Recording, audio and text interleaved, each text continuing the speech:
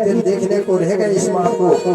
और छाती पीट पीट करके मैया रोने लगी। देखो तो आया तो कैसा आया, इस झंडे में लिपट करके आया। बार बार बहना से वादा किया, निकल तो पहले ही आ गया। माँ की पीड़ा को कौन समझे? कौन सा शास्त्र है ऐसी जो माँ की पीड़ा का बखान कर दे? उसकी पत्नी को कुछ समझ में न आया। बेचारी मूर्छित होकर के गिर गई। वह बोलने की स्थिति में न रही। बहन छाती पीट पीट करके रोने लगी कि भैया ऐसी माला मैंने न मंगाई थी जैसी माला तूने मुझे दी। भैया मैंने तो तुझसे मोतियों की माला मंगाई, यह तेरी माला ही नहीं। आज आया मगर भैया इस अवस्था में आया। तुमने तो कहा था राखी बनवाने आऊंगा। बहन भाभी की ओर देख करके कहती है। बहना देखने लगी भाभी की ओर और कहने लगी ये तो बहुत नठुन निकला। ये भैया बहुत नठुन निकला। ये तो ऐसा निकला कि अपना शीश भूल करके आ गया।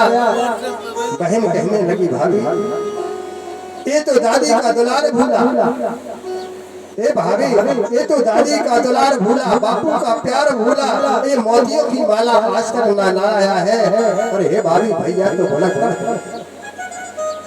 ए भाभी ये तो मोतियों की माला मेरी आज तक ना लाया है। होली की रंग ज्योति की उमंग भला, राखियों का संगवार सब बिसराया है। और सुन भाभी भैया तो भुलक कर है। इसने अपने स्वभाव को दोहराया।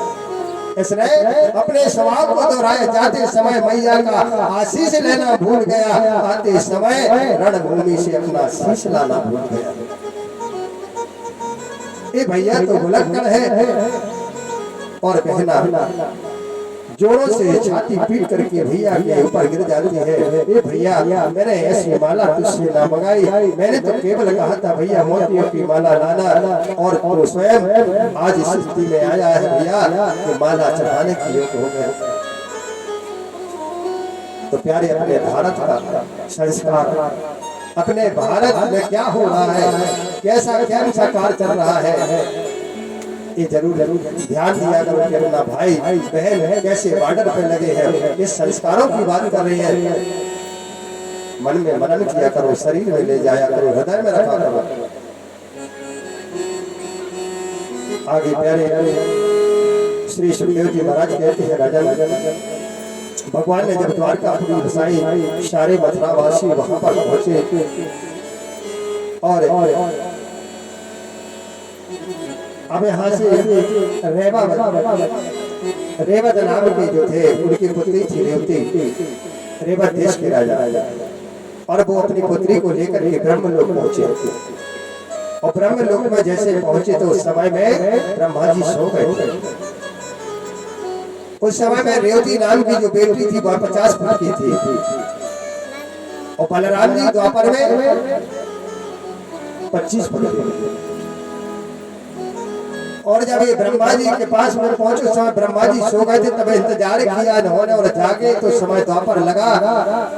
तो ब्रह्मा जी ने बलराम जी को बताया बर के रूप में, और बड़े के रूप में बताया।